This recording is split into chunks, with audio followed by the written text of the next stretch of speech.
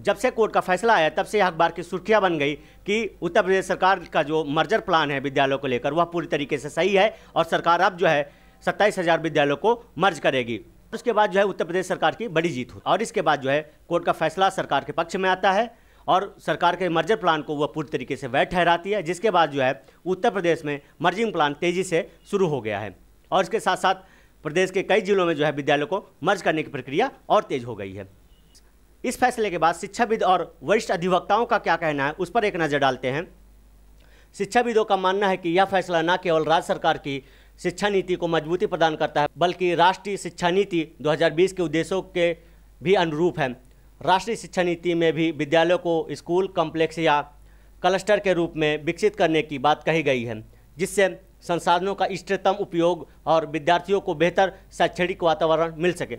मतलब इससे पहले जब सरकार ने इस मर्जर प्लान को शुरू किया था तो उसमें यह तर्क दिया था कि हम बेहतर शिक्षा देने का प्रयास करेंगे, जिसमें वाईफाई होगी, ओपन जिम होगा, डाइनिंग हॉल होगा और जो उसमें खाना परोसा जाता है वह भी बेहतर क्वालिटी का होगा और लाइब्रेरी होगी, खेलने का मैदान होगा। इन सारी चीज़ों पर विशेष ध्यान दिया गया था और इसी को तर्क बनाकर सरकार ने अपना पक्ष कोर्ट के सामने रखा था, जिस पर उसको कामयाबी मिली और कोर्ट का फैसला जो है सरकार के हित में आया। वरिष्ठ अधिवक्ता अशोक त्रिपाठी ने कहा, यह निर्णय दूरदर्शिता से लिया गया है। संवैधानिक दायित्वों की व्याख्या करते हुए कोर्ट ने व्यवहारिकता को प्राथमिकता दी है, जो न्यायिक दृष्टिकोण से सराहनीय है। मतलब इनका कहना है जो कोर्ट का फैसला है वह पूरी तरीके से बहुत ही सराहनीय है और सरकार के मर्जर प्लान की तरफ जो कोर्ट का फैसला गया है वह पूरी तरीके से सही है। सरकार की ओर से क्या कहा गया, तो सरकार ने यह कहा कि अगर हम स्कूलों को मर्ज कर देंगे तो जो विद्यालयों में शिक्षकों की कमी है वह भी पूरी हो जाएगी और जो अन्य संसाधन है हम उसका इष्टतम उपयोग कर सकेंगे। स्कूलों का विलय क्यों जरूरी, मतलब स्कूलों का विलय क्यों जरूरी, उस पर भी एक नज़र डाल लेते हैं। सरकार ने स्कूलों का विलय क्यों किया। राज्य सरकार ने यह कदम शिक्षा व्यवस्था को मजबूत करने और संसाधनों के बेहतर उपयोग की दृष्टि से उठाया है कि एक ग्राम पंचायत या मोहल्ले में पास कई छोटे स्कूल चल रहे थे जिनमें छात्रों की संख्या अत्यंत कम थी। ऐसे में न केवल संसाधनों का दुरुपयोग हो रहा था बल्कि गुणवत्तापूर्ण शिक्षा की राह में भी बाधाएं आ रही थीं।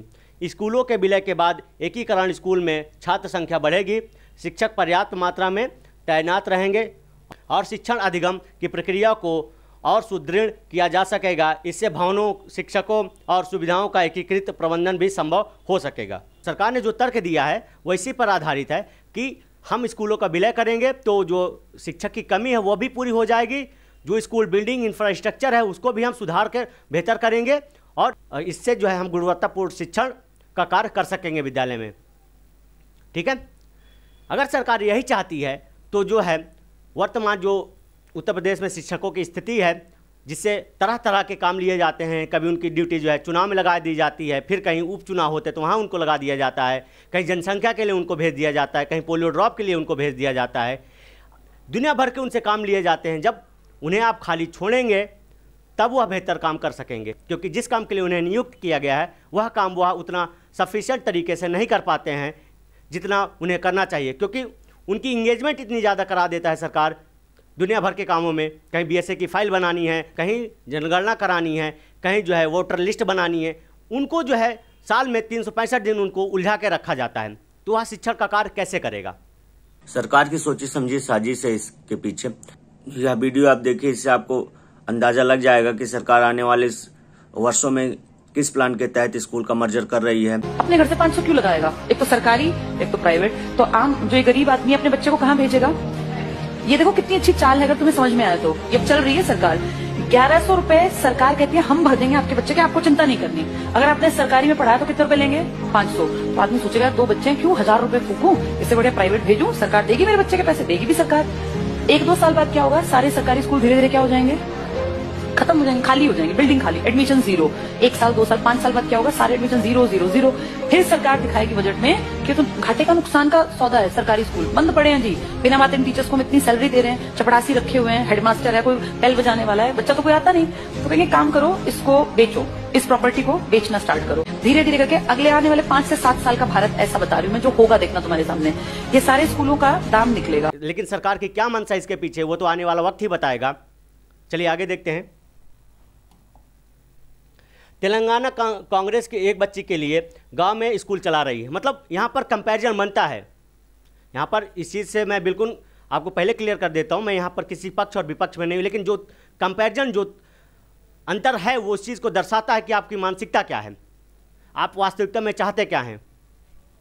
तेलंगाना कांग्रेस एक बच्ची के लिए गांव में स्कूल चला रही है। ये कहीं दूसरे देश की बात मैं नहीं कर रहा हूँ, यह भारत के ही एक दूसरे राज्य की बात कर रहा हूँ, जिसमें एक बच्ची के लिए पूरा एक स्कूल चलाया जा रहा है और वहाँ पर सरकार कांग्रेस की है। दूसरी बात करें, उत्तर प्रदेश में जो है बीजेपी 27,000 से ज़्यादा जो है स्कूलों को मर्ज करने जा रही है, क्योंकि वहाँ पर विद्यार्थियों की जो संख्या है वो 30 से कम है।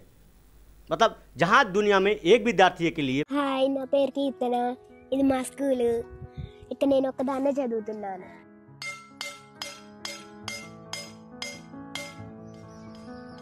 पूरे स्कूल चलाया जा सकता है, ट्रेन चलाई जा सकती है, वहीं पर 30 बच्चों पर उत्तर प्रदेश में एक स्कूल नहीं चलाया जा सकता है। तो आप इस पर जो है विचार करिएगा और फिर कमेंट बॉक्स में बताइएगा कि सरकार का फैसला कहाँ तक सही है। आज के लिए यहीं तक, मिलते हैं अगले वीडियो में। अगर आपने हमारा चैनल अब तक सब्सक्राइब नहीं किया है तो प्लीज़ इसे जाकर सब्सक्राइब कर लें, जिससे हम आपको ऐसे लेटेस्ट अपडेट देते रहें। धन्यवाद।